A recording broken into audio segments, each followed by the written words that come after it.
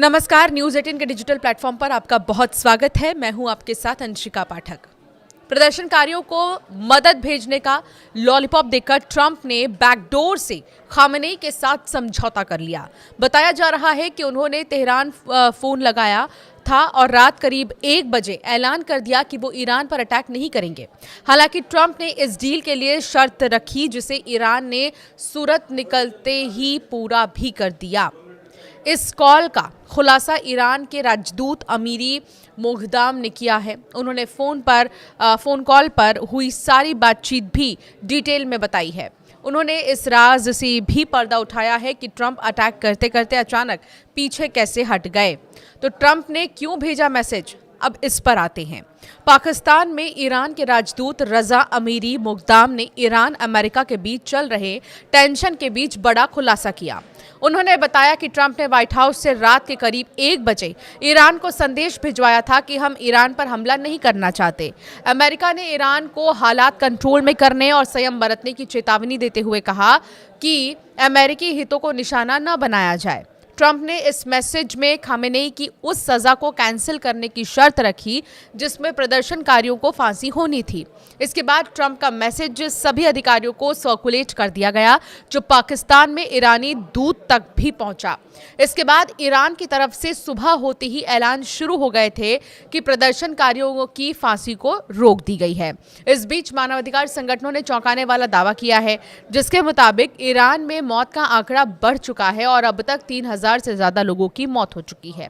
इसके अलावा ईरान में इंटरनेट बंद हुए 1 हफ्ता बीत चुका है।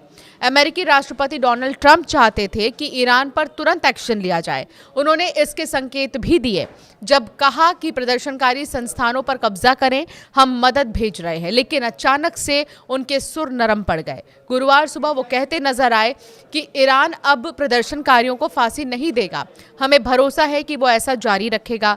इससे लग रहा है कि पिछले 48 घंटों में पर्दे के पीछे चली एक जबरदस्त कूटनीति ने फिलहाल इस खतरे को टाल दिया है।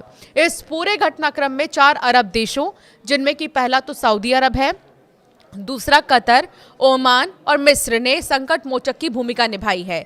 एक गल्फ अधिकारी के मुताबिक इन 4 देशों ने अमेरिका और ईरान दोनों के साथ लगातार बातचीत की ताकि एक और विनाशकारी युद्ध से बचाया जा सके। सूत्रों के मुताबिक जब वॉशिंगटन में ईरान पर हमले की योजना पर विचार चल रहा था, ठीक उसी समय रियाद, दोहा, मस्कट और काहिरा के फोन लाइनें वॉशिंगटन और तेहरान के बीच गनगना रही थी। इन 4 देशों ने एक संयुक्त और समन्वित प्रयास किया। वॉल स्ट्रीट जर्नल की रिपोर्ट के मुताबिक सऊदी अरब, कतर और ओमान ने वॉशिंगटन में लॉबिंग की और ट्रंप प्रशासन को ये समझाने की कोशिश की कि अभी हमला करना कितनी बड़ी गलती साबित हो सकती है।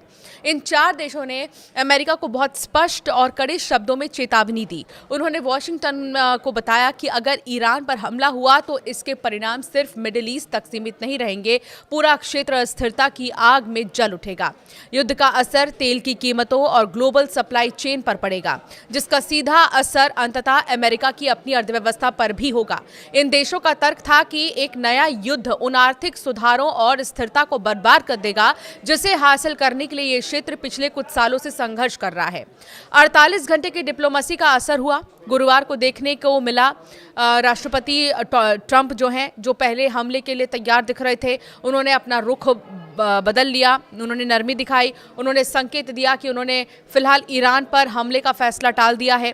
देर रात ईरान के राजदूत ने कहा कि ट्रंप ने खुद फोन कर इस बात की जानकारी दी कि ईरान पर अमेरिका हमला नहीं करेगा।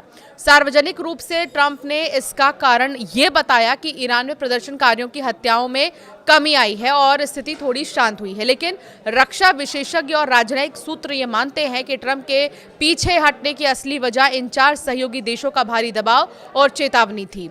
डर का असली कारण क्या है, ये समझिए। अमेरिकी बेस और तेल के कुएं, सऊदी अरब और अन्य खाड़ी देशों की चिंता बेवजह नहीं है। इन देशों में बड़े पैमाने पर अमेरिकी सैन्य अड्डे हैं। खाड़ी देशों को डर था कि अगर अमेरिका ईरान पर बमबारी करता है तो ईरान पलटवार में इन देशों की धरती पर मौजूद अमेरिकी ठिकानों को निशाना बनाएगा। इसके अलावा ईरान क्षेत्र के उन महत्वपूर्ण ऊर्जा संयंत्रों और तेल के कुओं को भी निशाना बना सकता है जो क्षेत्रीय और वैश्विक अर्थव्यवस्था की रीढ़ है। 2019 में सऊदी अरामको पर हुए हमले की यादें अभी भी ताज़ा हैं। और कोई भी देश वैसा जोखिम दोबारा नहीं उठाना चाहता। दुश्मनी से दोस्ती की ओर इस कूटनीति में सऊदी अरब और मिस्र का शामिल होना सबसे महत्वपूर्ण है। ऐतिहासिक रूप से ये दोनों देश ईरान के शिया नेतृत्व के विरोधी रहे हैं, लेकिन 2023 में सऊदी अरब और ईरान के बीच हुए समझौते ने तस्वीर बदल दी। अब रियाद का फोकस अपनी महत्वाकांक्षी विजन 2030 योजना और आर्थिक प्राथमिकताओं पर है। सऊदी अरब नहीं चाहता कि कोई भी युद्ध उसके विकास के एजेंडे को पटरी से उतारे।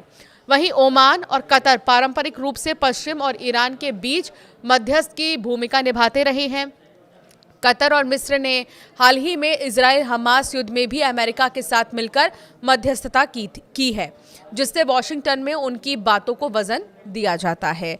तो अब ये देखना होगा कि क्या वाकई में जो स्टैंड राष्ट्रपति ट्रंप ने लिया है वो बरकरार रखेंगे और उन्होंने जो फैसला किया है ईरान पर हमला नहीं करने का, वो कब तक बरकरार रहेगा।